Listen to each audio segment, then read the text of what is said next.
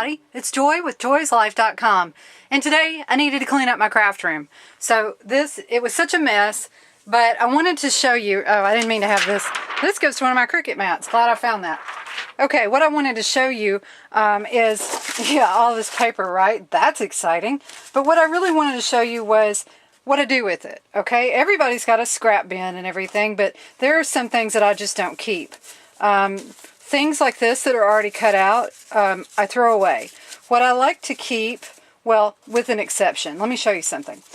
It is currently February, and I have these hearts punched out. So I thought, oh, I'll keep these to the side in case I need to use them in a project. But if February passes, I'll just throw these away because I might not need them. And, you know, it just starts to stack up everywhere. You just have like a ton of stuff if you don't get rid of some of it.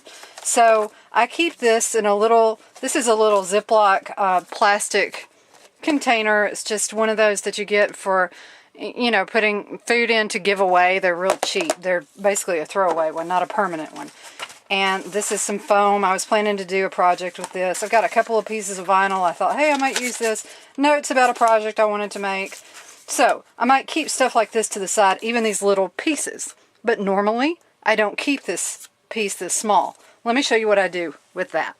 Normally what I do is I cut down the pieces to a usable size. And I'll say they need to be a couple of inches for me to feel comfortable about keeping them.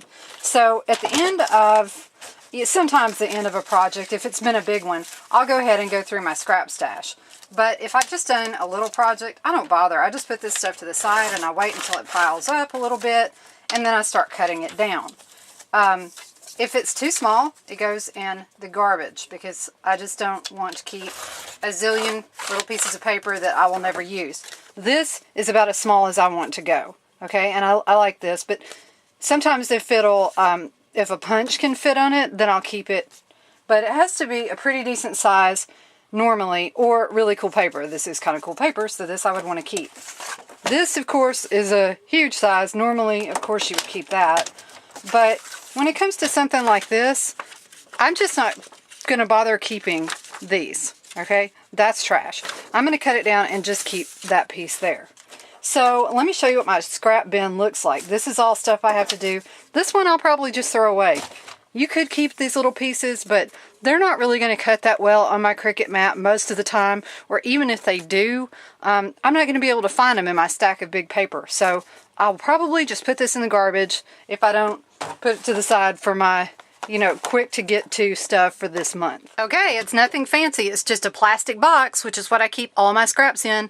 You can find these anywhere. I probably got this one at Walmart or Joann's or someplace like that. Well, as I told you, here are the pieces that I keep. These are all good, big sizes that can be reused. The reason I do that, it makes it simple to cut things out. If you're going to do something big, you don't have to worry about, oh, that piece is too small. Like, that's a pretty small piece, but I kept it because it's a skin tone, and often it's hard to find skin tone paper. So that's why that tiny one is in there. But normally, if you'll look through, you'll see just big, big pieces. And then, look, here's something that I made that and couldn't give it away. And here's something that, oh, look at that. That got in there by mistake. So did this. Okay. Gosh, maybe I put those aside to go through later.